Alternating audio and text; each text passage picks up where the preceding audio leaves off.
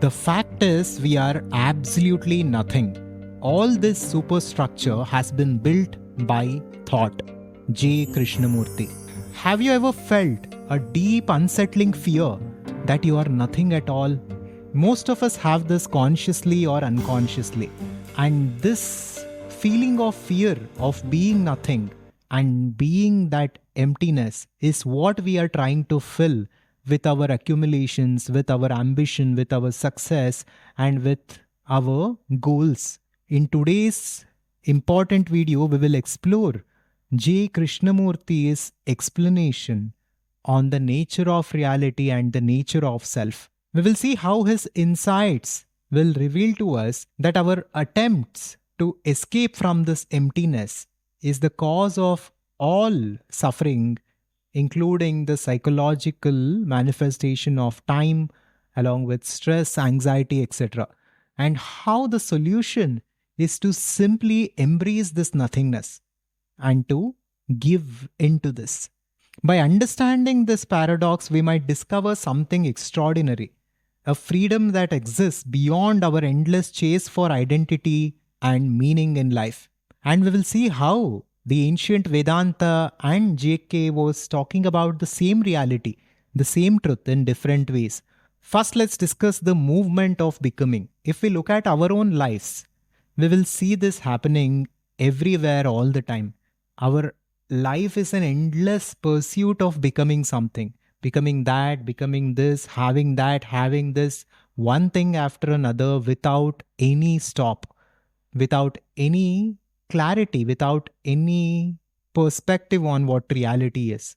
We are simply trying to fill a void which cannot be filled through our endless possessions and different identities.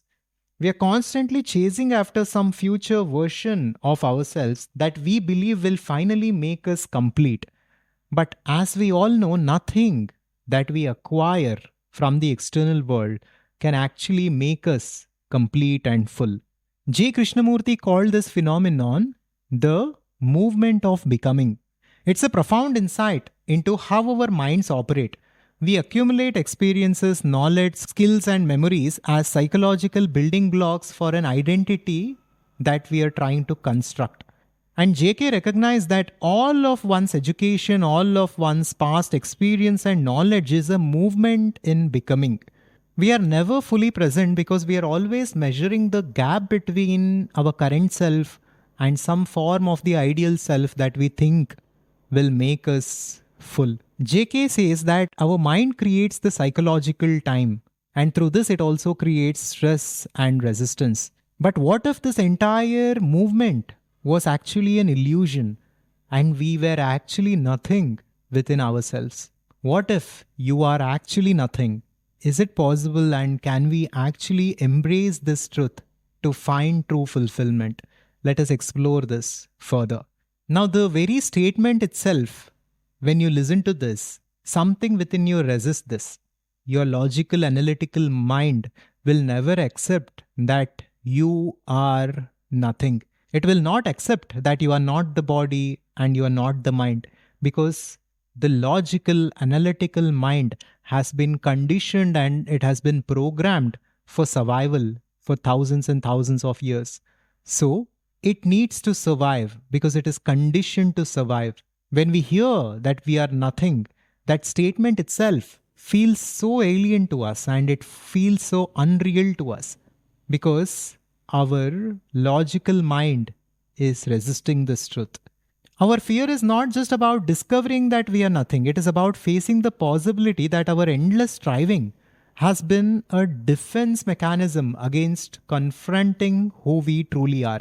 Now let's get into the anatomy of fear and why we cannot face who we truly are. Now, when fear arises for any reason, we instantly create a division within consciousness, within our awareness. It becomes me versus my fear. From this divided position, we attempt to manage or understand fear as though it were separate from ourselves. I am afraid, we say, establishing a subject-object relationship with our own experience. Now, we might be going a little deep here, but I wanted to cover this in this video. JK's works are little deep, but this can be really helpful and really powerful if we get to the bottom of this. And J. Krishnamurti basically challenges this division. JK at many places says division is the root of all conflict. Wherever there is division, wherever there is separation, conflict and suffering are bound to arise. Now, why is it relevant for us to understand this? It is important because through this we are uncovering the nature of fear. And through this we can understand how we can finally overcome from our deepest fears and embrace who we are in our essence. JK shares a radical insight. The observer is the observed. The thinker is the thought. The separation is only an artificial one. And this kind of a statement, completely shatters our psychological frameworks and our understanding of reality. When JK says the observer is the observed and the thinker is the thought, most of us don't even know how to conceive it and how to look at it in a proper way. But here he is talking to the core of Advaita Vedanta.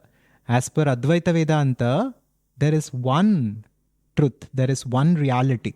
And technically there is no division anywhere in the universe. It is all in the mind of an individual. So the one who observes fear is not separate from the fear itself. They are one movement within consciousness.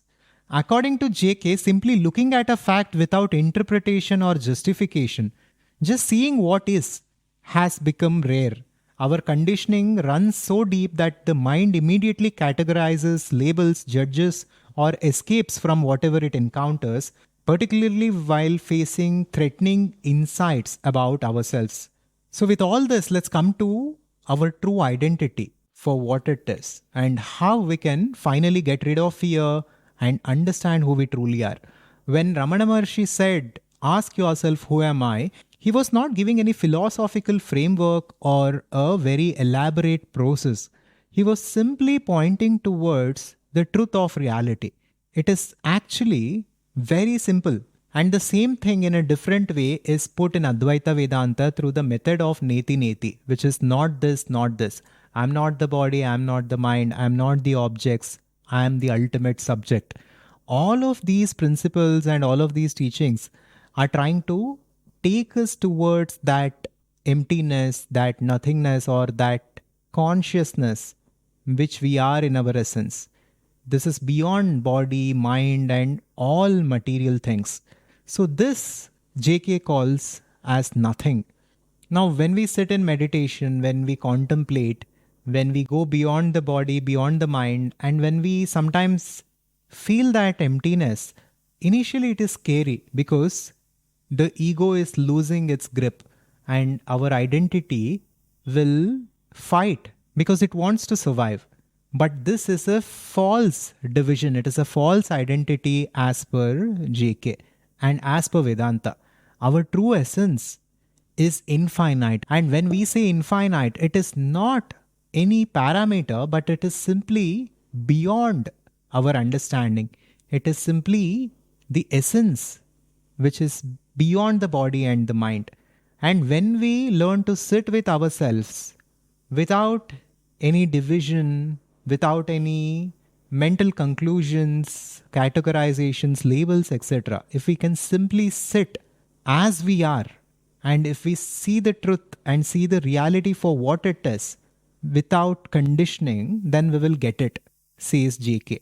It might be easier said than done, but at least in theory it is simple. In our essence, we are not the body nor the mind.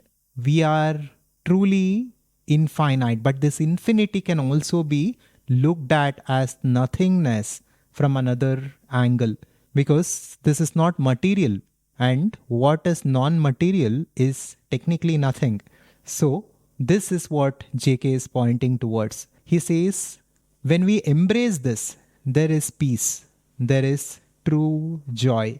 But when we fight this, and when we go into the endless chase of filling this void with some external accumulations, we will live a life of endless suffering and stress. Being nothing may not sound like an aspirational goal, but it is so, because When we achieve this state, when we truly become one with who we are, only then we are truly free from fear and suffering, and we are truly in fulfillment.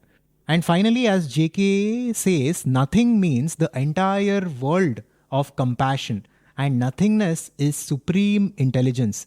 This is not a mere philosophy, it's an invitation to profound transformation. So think about this and think about what your life might become if you simply embraced the fact that you are nothing, that you are not the body nor the mind, that you don't have to prove anything to anyone, that you don't have to do something or acquire something or want something or achieve something.